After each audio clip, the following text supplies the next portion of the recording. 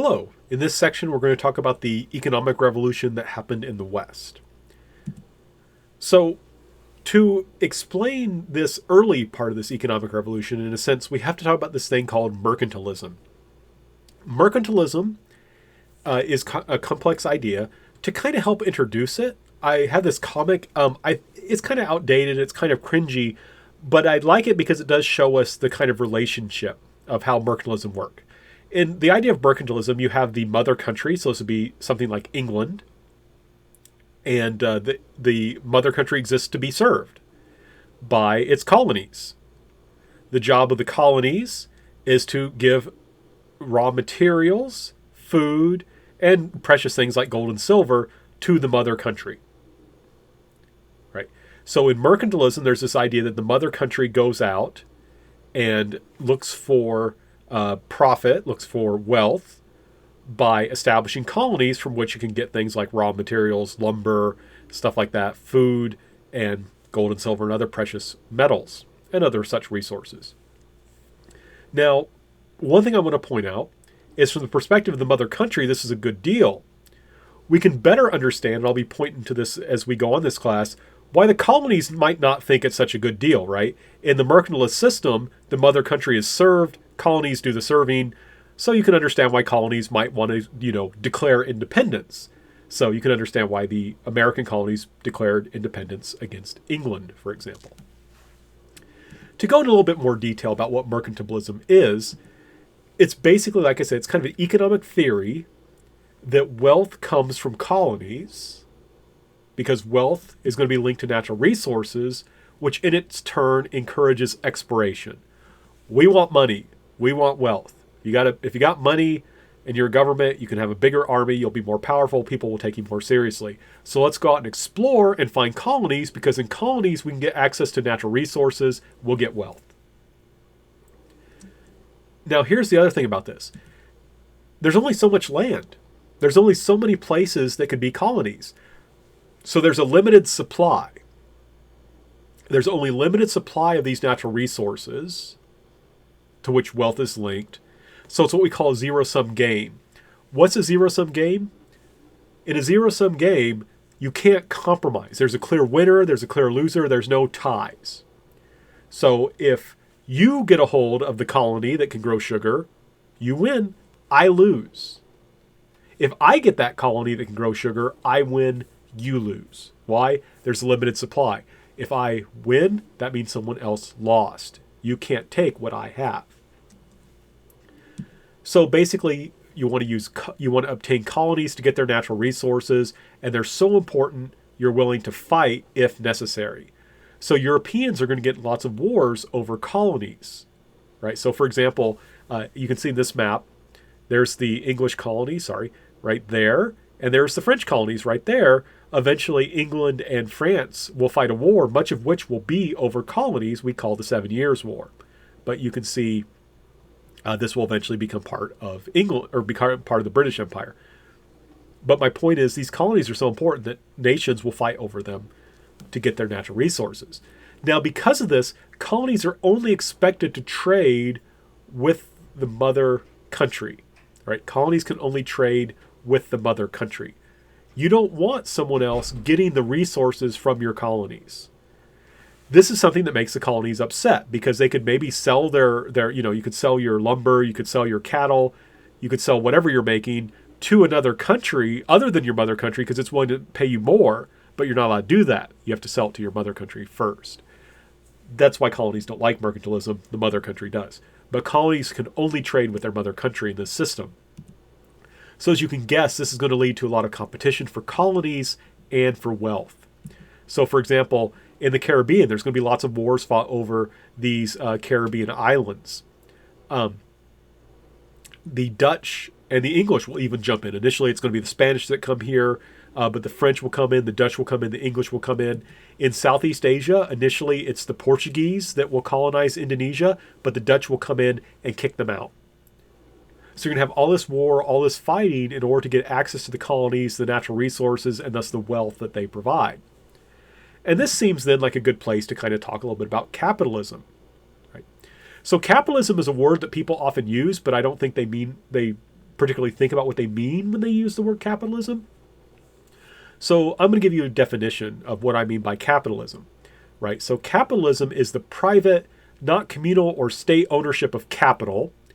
Well, what's capital? Well, that's the means of doing business, such as money, machines, or ships, right? So if you're a bank, what's your capital? Money, because that's what you loan out to make interest on. If you're a factory, what's your capital? Machines. If you're a shipping business that's trade, your capital are ships. If the bank is owned by the government, it's not private, it's public, it doesn't count for capitalism. But if it's a private venture, if I own the bank or I own the factory, or better yet, if Uncle Scrooge owns it, he's kind of the arch capitalist. Side, my father's a huge Uncle Scrooge fan. I think his comics are awesome. He's kind of a symbol of capitalism, right? But the idea here is that it's not the community that owns the means of production, the means of doing business. It is private ownership. It's not the community. It's not the state.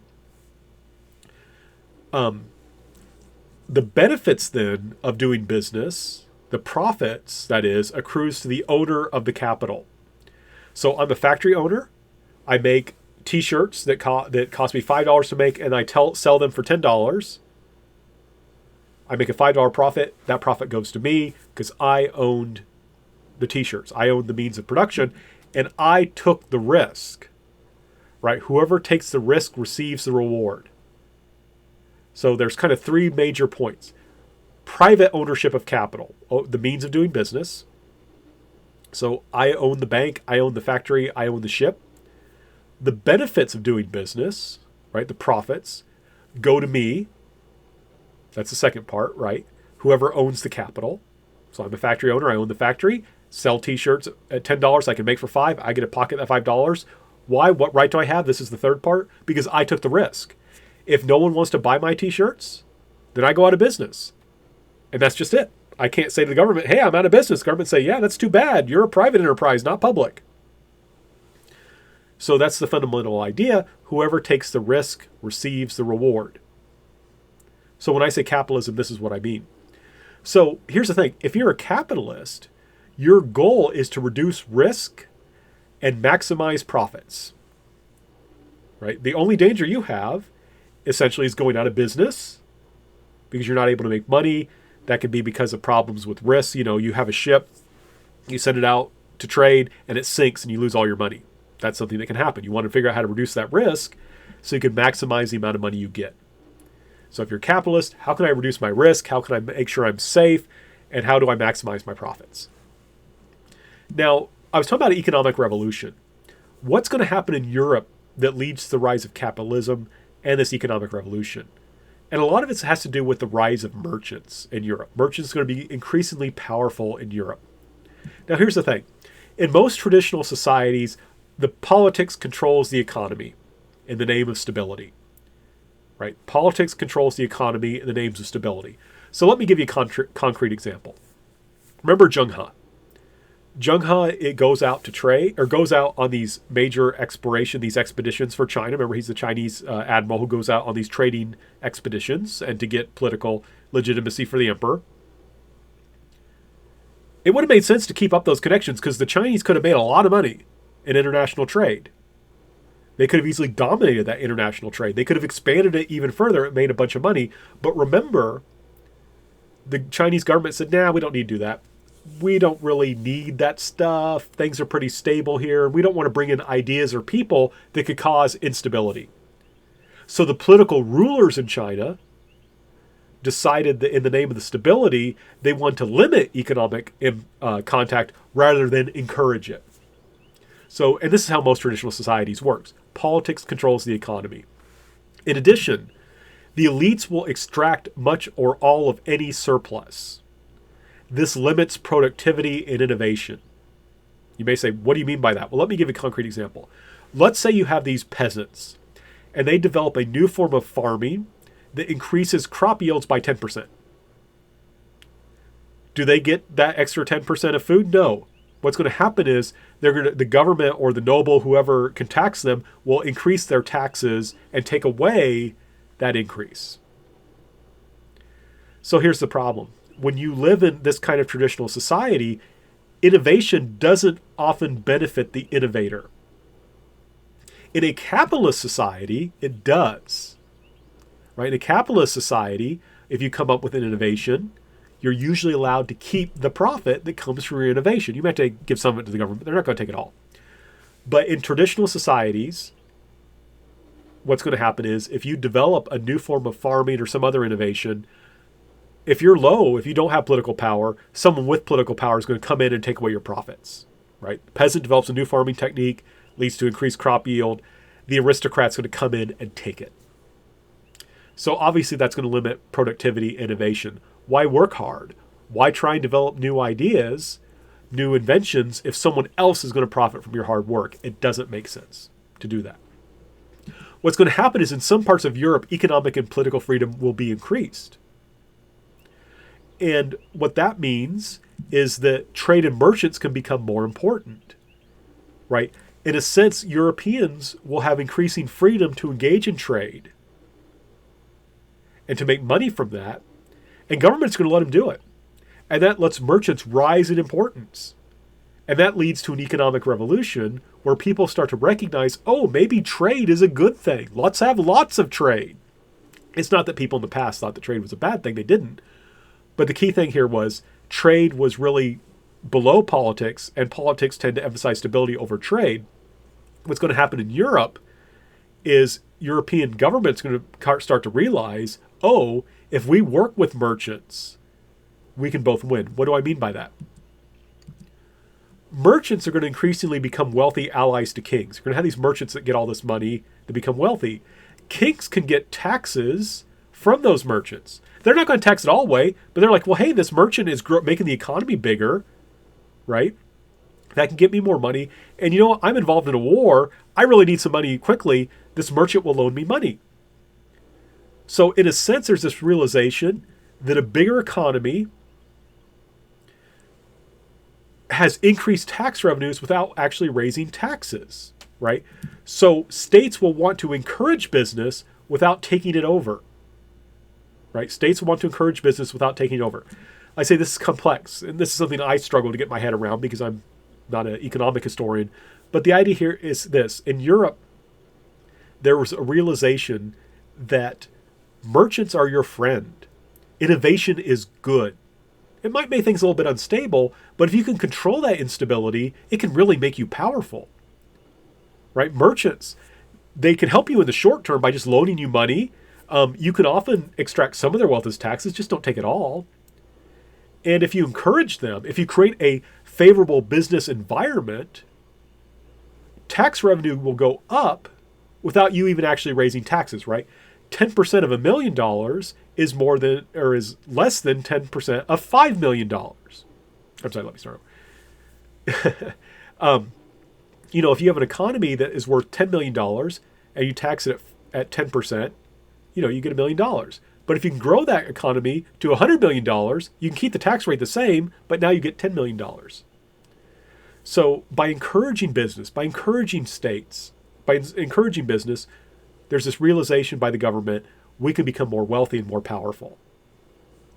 So states will want to encourage business without taking it over. Governments will increasingly want to encourage business without taking that business over, right? Let the business people do their job. Give them the tools they need, give them the freedom they need. Let them go out and make money. It'll make us richer.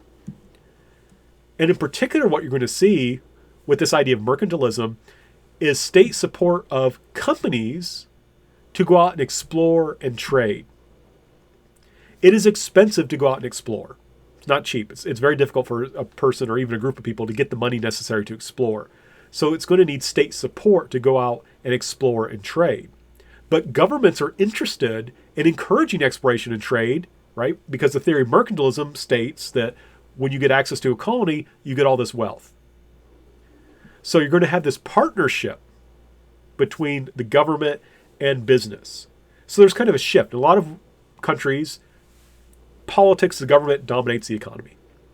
In Europe, increasingly, there's this sense that when the government and the merchants, the other people involved in the economy, when they work together, they can both win. And a perfect example of that you can see is the Dutch East Indies Company, right? Now, by merchant capitalism, I mean capitalism in which the primary means of doing business, the capital, are ships that are trading things, not manufacturing things, they're trading things. And what's going to happen is the government will sponsor companies. And the example I want to give is the Dutch East Indies Company. So remember we talked about Indonesia. That's a place where you get lots of spices, especially things like pepper. Spices are a perfect thing to trade. Why? They're high demand, high profit, and they don't weigh very much. And they're not very big. So you can put a whole bunch of spices on one ship and then bring it back to the Netherlands, right? Dutch is the adjective for the Netherlands. Dutch people are people from the Netherlands. You can bring it back there and make a lot of money, right? Spices are an ideal kind of thing to trade. They're in demand, and especially considering their weight, they're very high profit. The problem of this, though, only wealthy people can afford a ship. If it sinks, they lose a lot. Right? Only wealthy people can actually afford to have a ship. And imagine this, you spend a lot of money to get a ship, you buy a bunch of spices, and the darn thing sinks on the way back. That could ruin you. That could destroy your family fortune. So remember, in capitalism, you want to reduce risk and maximize profit. Right? So how are these Dutch capitalists going to deal with this problem? How are they going to reduce risk and maximize profit? And the answer is the Dutch East Indies Company. The government helps form this company. It's given a monopoly on selling spices. And rather than you buying an individual ship, you would buy a share in the company. So I'm just making up numbers here, but let's say instead of spending $50,000 to buy a ship, I'm going to take $50,000 and buy $50,000 worth of shares. What does this, and then, there's maybe 10,000 other people who are going to do the same thing. So wow, we're going to have a bunch of ships. So instead of each one of us owning a ship that could possibly sink, the company owns a lot of ships and sends them out together, and then we share the profits. And even though some will be lost, the risk is spread. So we still make money. So let's say that we send out 500 ships and 10 get lost. Now, if each one of us had bought an individual ship, those 10 people who lost their ship would have been ruined. But because we bought those 500 ships together and our risk is spread out amongst them, the loss of those 10 ships doesn't really hurt us. We're still going to turn a huge profit, right? We're still going to turn a huge profit. So you've got the state-sponsored company where people, instead of just buying an individual ship, they can buy shares. And that allows them to spread the risk. And for the company then to share out profits based on how much people invested in it. Now, here's what's also really cool about this. People who could not actually afford to buy a ship in the past can still invest. This leads to a net raising of even more money. So let's say that you and your friends, none of you have enough money to buy a ship. And so you would have been left out of this. And even if you got together with 5 of your friends, you still couldn't buy a ship. But now you could buy some shares, and maybe you and 100 other people, that's one more ship. So instead of, let's say, having 500 people who together are able to invest enough money that we could buy 500 ships, now we've got thousands of people who can invest even just a few dollars. You add all that together, maybe that can buy you 5 more ships. So the key thing here, the price of entry is much lower. Instead of the price of entry into the spice trade is for me to buy a ship, the price of entry may only be, instead of $50,000 to buy a ship, may only be $100. And you get enough people who all kick in $100, boom, we got a ship that otherwise we wouldn't have gotten. So the key thing here is this leads to a net raising of money. This means that a small country like the Netherlands could actually build a bigger navy than a country like China, perhaps, because they're able to efficiently use their wealth. They're efficiently able to focus by lowering the cost for entry. You don't have to be rich to buy a ship to take part in this trade. Even relatively poor people can do it. This allows the country to raise a huge amount of money. Finally, if that wasn't enough, that these Europeans are figuring out, like I say, this is revolutionary, they develop a stock market. They early on decided with the Dutch East Indies Company that, hey, if you want to get rid of your shares, you can't return them to the company. You have to sell them to someone else. So very soon, there'll be a market where people buy and sell these shares. There's another investment opportunity that's come up. I don't want to be in the Dutch East Indies Company later. I want to sell my shares. Okay, I want to buy those shares. And now I'm going to go take that money, invest it somewhere else. And this idea will expand. But notice here, right, we've got this economic revolution happening in Europe where Europeans are becoming convinced that in order to grow their economy, they need colonies, and that governments do not see merchants as dangerous or as bad or a source of instability. They see them as partners that can help in this exploration, that can help in this trade, that will make them more powerful. And this leads to innovations like these companies and things like stock markets that are going to allow Europe to increase its not only the amount of wealth it has, but how efficiently it can use that wealth. And altogether, I would say that this is a very important economic revolution.